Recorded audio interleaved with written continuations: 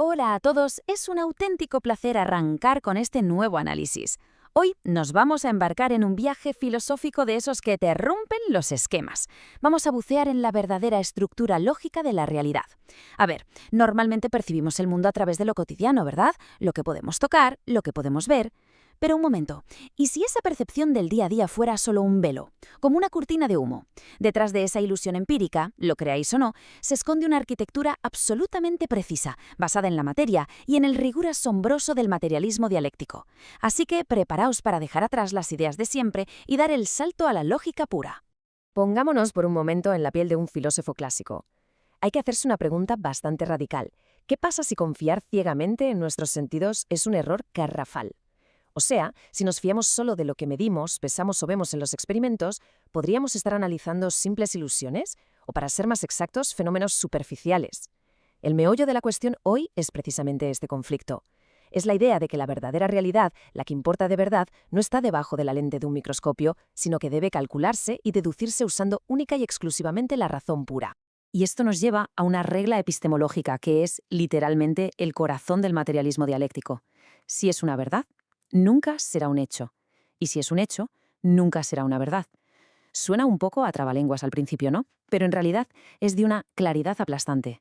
Fijaos, el verdadero conocimiento pertenece a la razón eterna, a eso que los filósofos llaman el logos o el noúmeno. Los hechos, por el contrario, son solo espejismos pasajeros de nuestros sentidos. Un experimento empírico puede confirmar que un modelo es útil en la realidad observable, claro, pero nunca, de verdad que jamás, podrá demostrar la verdad absoluta de la estructura de la materia. Para que quede súper claro, estamos hablando de un contraste absoluto. Por un lado tenemos la verdad racional, eterna, infinita y a la que solo llegamos pensando, usando la lógica trascendente. Y por otro lado los hechos experimentales, empíricos, basados en lo que sentimos, superlimitados y totalmente temporales. El problema es que la ciencia moderna a menudo mete las dos cosas en el mismo saco, pensando que si apilas suficientes datos sensoriales llegarás mágicamente a la verdad absoluta. Pero no, los datos empíricos solo nos dan hechos temporales. Alcanzar la verdad racional exige un proceso de deducción activo y consciente. Bueno, vamos a dejar un poco la abstracción y a meternos en materia, literalmente.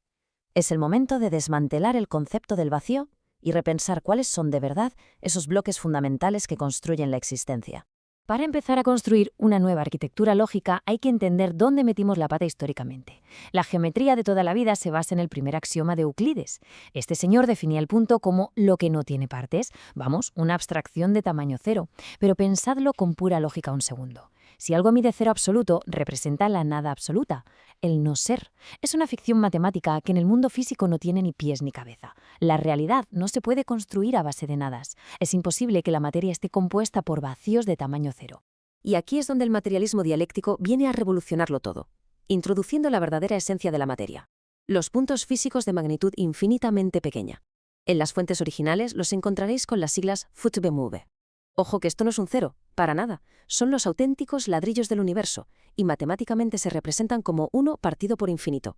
Es la magnitud infinitamente pequeña. A diferencia de ese punto de Euclides que no existe, este infinitésimo posee un ser continuo y real. Es lo que nos garantiza que podemos dividir la materia infinitas veces sin que jamás, bajo ningún concepto, se convierta en la nada. La diferencia ontológica entre estos dos conceptos es abismal. Pensad en el cero de Euclides frente a nuestro infinitésimo. Si multiplicas ese cero euclidiano por infinito, sigues teniendo una indeterminación. No vas a ninguna parte físicamente hablando. Pero, y aquí viene la magia racional, si cogemos nuestro infinitésimo, ese 1 partido por infinito, y lo multiplicamos por el propio infinito, obtenemos un 1, una unidad redonda, completa.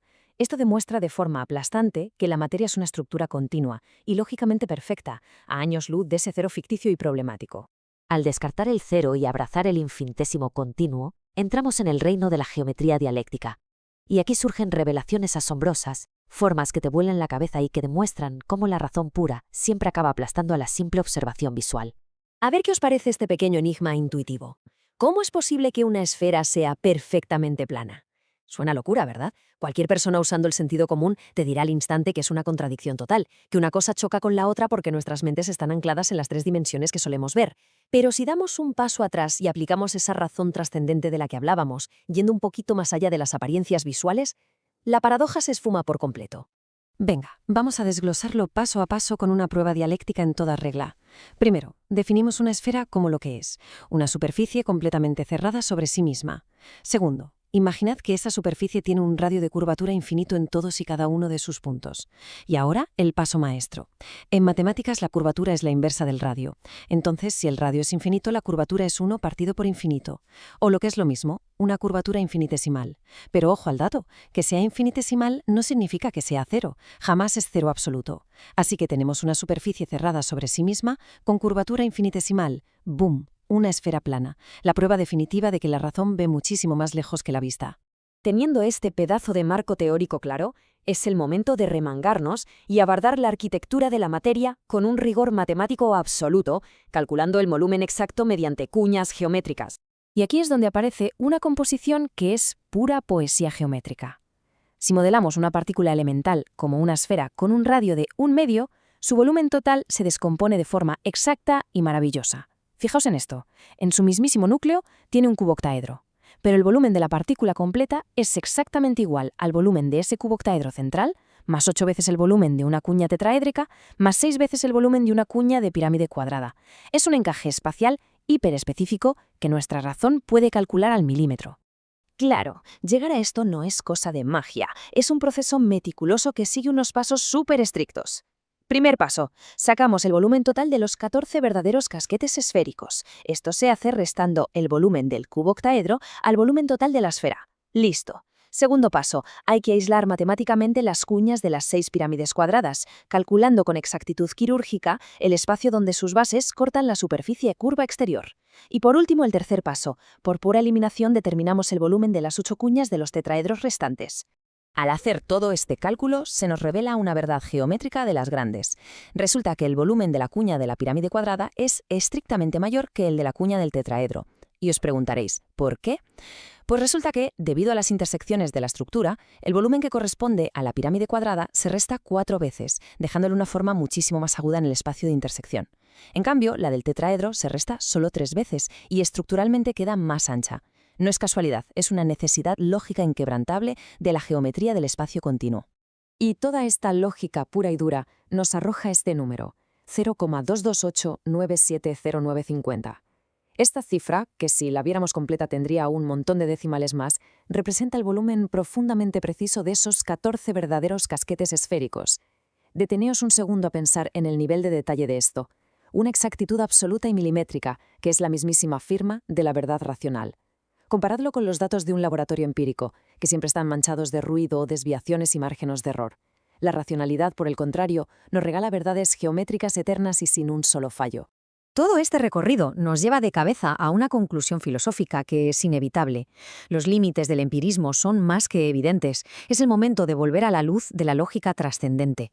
Y todo lo que hemos analizado hoy cristaliza de forma brillante en esta cita. La realidad no se prueba ni se refuta. Los fenómenos se aceptan o se niegan. La verdad se prueba exclusivamente por la razón. Hay que tener esto siempre presente. La realidad empírica simplemente nos tira a la cara fenómenos crudos. Los hechos están ahí, suceden, y ya está. Pero la comprensión genuina, el ser capaces de conectar estas estructuras, de entender la majestuosidad de los cálculos del infinitésimo y la arquitectura de la materia, todo eso es producto única y exclusivamente de un razonamiento activo y trascendente. Para terminar, y para que le deis unas vueltas, quiero dejaros con esta última reflexión tan provocadora. ¿Están nuestros ojos revelándonos realmente la verdad o simplemente se limitan a observar hechos fugaces y temporales de la realidad? Queda totalmente en vuestras manos decidir si preferís seguir cómodos con las ilusiones empíricas de siempre o si os atrevéis a armaros con el rigor de la lógica racional pura y adentraros en la verdadera materia.